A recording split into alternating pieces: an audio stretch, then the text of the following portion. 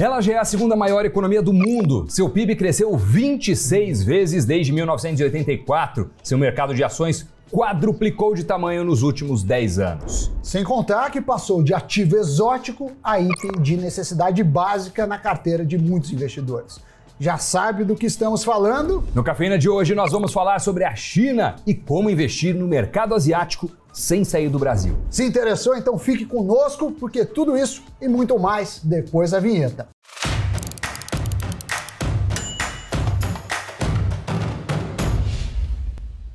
Amiguinhos e amiguinhas, China é o tema de hoje. Eu já estive na China, você já foi para a China? Já, minha irmã morou 8 anos em Hong Kong. E aí, em uma visita minha, a única que eu fiz a Hong Kong, eu fiz um tour pela China. Hong Kong, que agora, né, tá com aquela confusão com a China, mas na época era meio que independente, né? Foi muito interessante a viagem, assim, que eu mais fiquei impressionado. Fui pra China e fui pro Japão. Eu achava que ia me surpreender mais com o Japão, mas acabei me surpreendendo mais com a China. Por quê? Muita cultura, umas coisas, né, grandiosas. Os soldados de terracota são fantásticos. Muito legal, muito legal. É muito diferente, né? Você chegou aí naquelas... Cansa um pouco. Cansa? Não cansa, porque você quer comer, sei lá, um sanduíche. Uma pizza. Não tem, assim, você não consegue pedir. Você sofre bastante.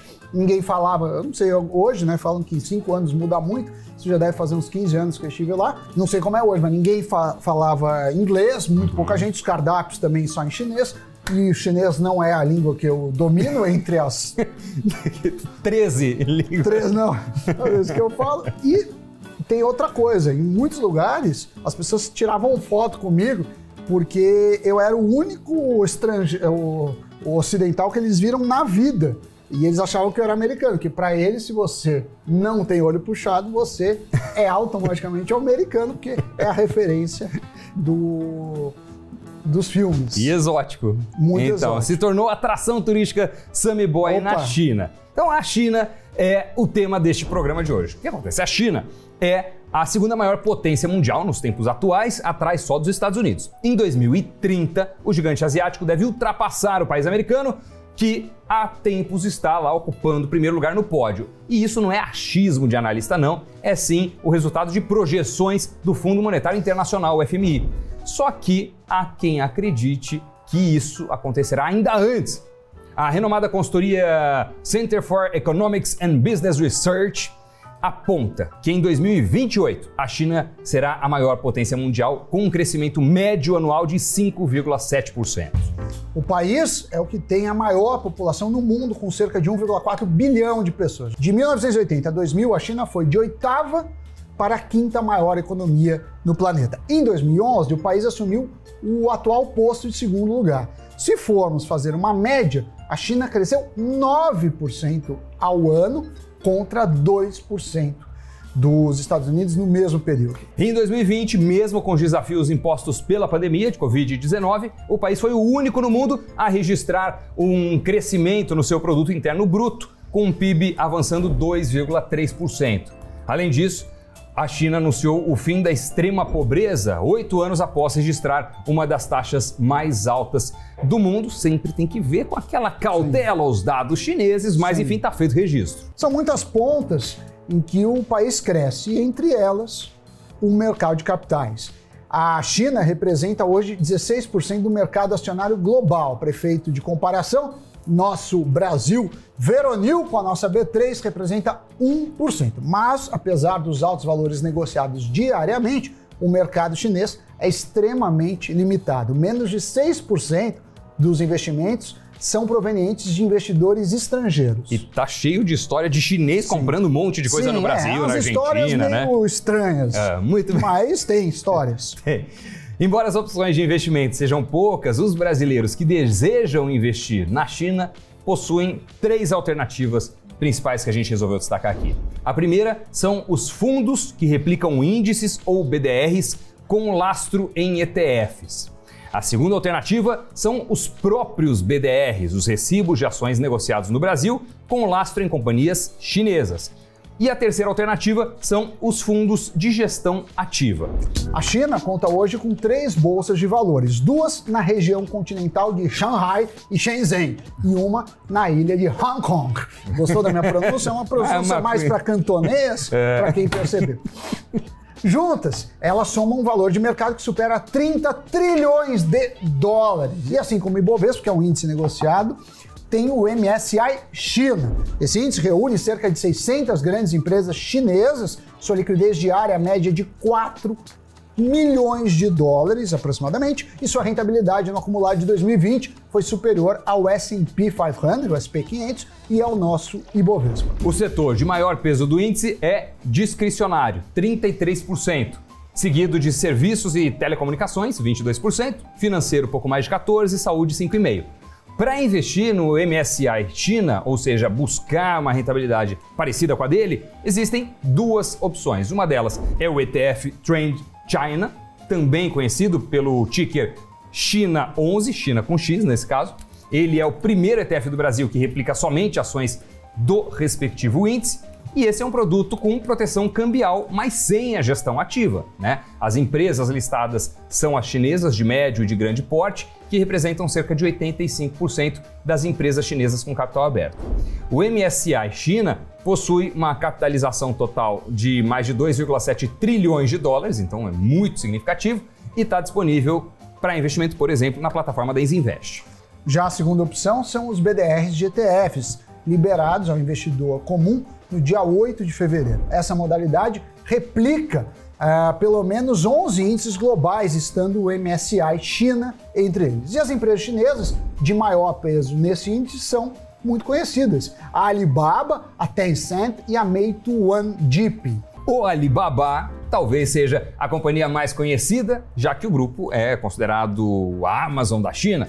Com grande relevância no mercado interno, oferece, além do varejo online, meios de pagamento, tecnologia em nuvem, mídia digital, entretenimento, um monte de coisa lá. Ou seja, os chineses consomem todo tipo de serviço via o Alibaba. É como se fosse um Google de serviços a um toque das mãos via aplicativos nos smartphones. A companhia atualmente é avaliada em 780 bilhões de dólares. Já a Tencent é uma holding em tecnologia, dona de várias marcas dos setores de mídia e telecomunicações.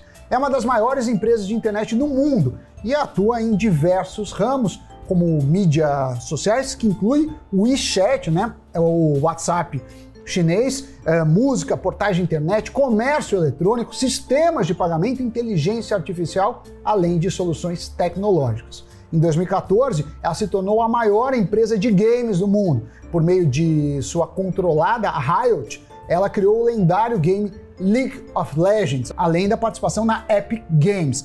Entre 2015 e 2019, a empresa cresceu em receita 41 bilhões de dólares. A Tencent é avaliada em torno de 600 bilhões de dólares. Vamos para a terceira companhia desse ranking em termos de peso no índice. A Meituan-Dianping é uma empresa que opera uma plataforma online de serviços e produtos locais que inclui serviços de entretenimento, restaurantes, delivery, entre outros. O valor de mercado é de mais de 150 bilhões de dólares e, assim como as companhias anteriores, todas operam de alguma forma no campo da tecnologia, estão lá nesse ramo. Vamos falar agora dos BDRs, os recibos de ações emitidos por outros países e que são negociados no Brasil. Dos 670 disponíveis na B3, 22 são chineses. Companhias como a já citada Alibaba, além do buscador Baidu, a PetroChina, tem a estatal de telefonia celular China Mobile, entre alguns outros. Apesar das empresas de tecnologia acabarem se sobressaindo das demais áreas, o setor de commodities, educação e até hotelaria aparecem na lista. E conforme as perspectivas se mostram cada vez mais positivas para o mercado asiático, a tendência é que aumente a oferta de produtos disponíveis a vocês, investidores. Algumas casas internacionais voltadas para a gestão ativa, né? Caso de JP Morgan e Wellington Management, se dedicaram na criação de fundos focados no mercado chinês, sejam eles expostos à variação cambial ou protegidos da moeda americana. Tem as duas possibilidades. O fundo JP Morgan China tem as duas versões, com exposição ao dólar ou com exposição ao real. O aporte inicial é de R$5 mil.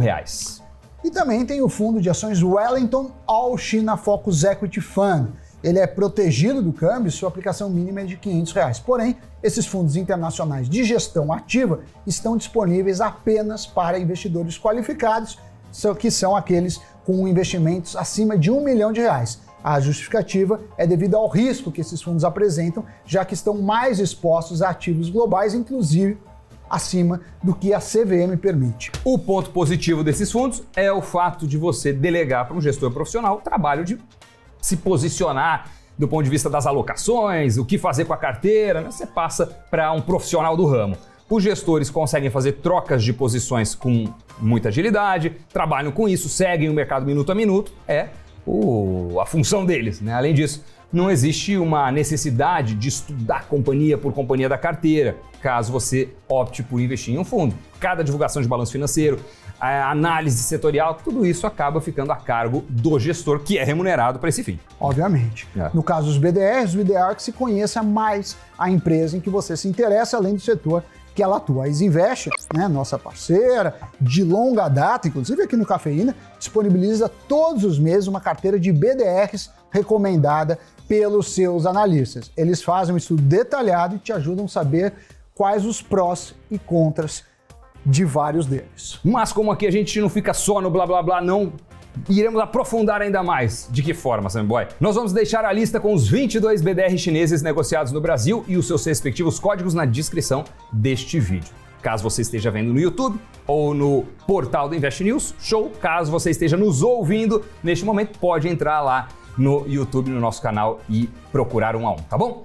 Olha, eu acho que a conclusão que a gente pode ter aqui, Sammy Boy, é que é importante ficar de olho na China, evidentemente, sim, segundo maior país do mundo, um crescimento muito significativo, ainda que a taxas menores do que já teve, mas a perspectiva é muito positiva. Talvez seja interessante colocar uma parcela, ainda que pequena, da sua carteira nos investimentos lá no país asiático. Pode fazer sentido. Sim. Né? Ele tem perspectivas de crescimento significativas, a gente falou ali, até 2030 deve se tornar o país número 1 do mundo em termos de tamanho da sua economia.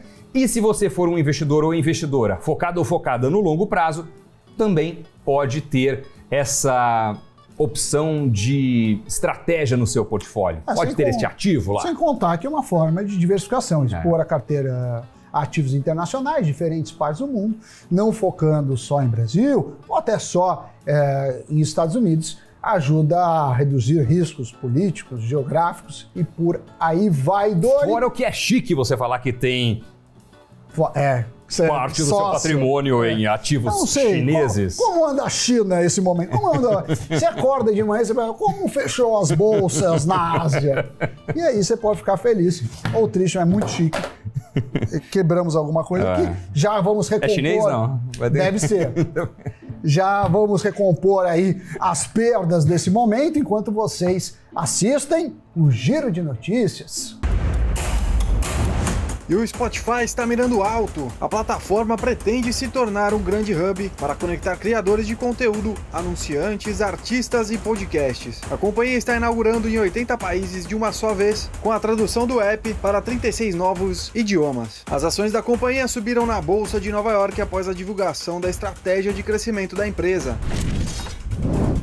O WhatsApp vai limitar o envio de mensagens para quem não aceitar a nova política de privacidade. A partir de 15 de maio, os dados dos usuários deverão ser compartilhados com o Facebook, dono do aplicativo.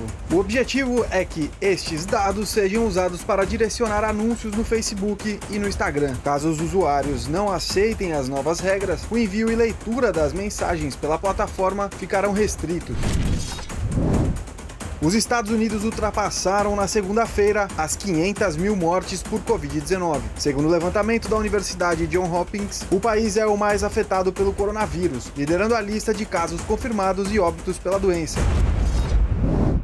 Depois do Giro de Notícias, o Sammy já está conferindo os ativos dele na China. O mercado da Ásia. Vamos ver no Brasil como foi o fechamento. Pode rodar.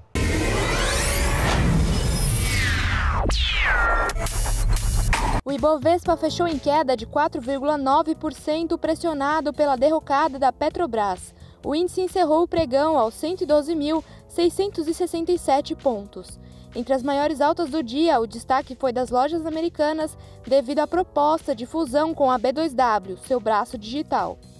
Embraer e Cielo também registraram altas expressivas. Já as maiores baixas foram registradas por Petrobras e Banco do Brasil. Enquanto isso, o dólar subiu 1,27% aos R$ 5,45, em dia marcado por temores dos investidores após a troca de comando na Petrobras. É isso aí, Doni. Então você, com seu cantonês, com sotaque de Hong Kong, pode encerrar em cantonês esse programa, pedindo em cantonês, inclusive, para eles se inscreverem no canal, compartilhar e deixarem aquele recado maroto para nós. Tchau. É arigato? Fala? Não, é só no Japão que é arigato. Mas... Não, e na China? Não sei. Faz tempo. Mas tchau. Tchau. Tchau, acho que eles entendem. Tchau.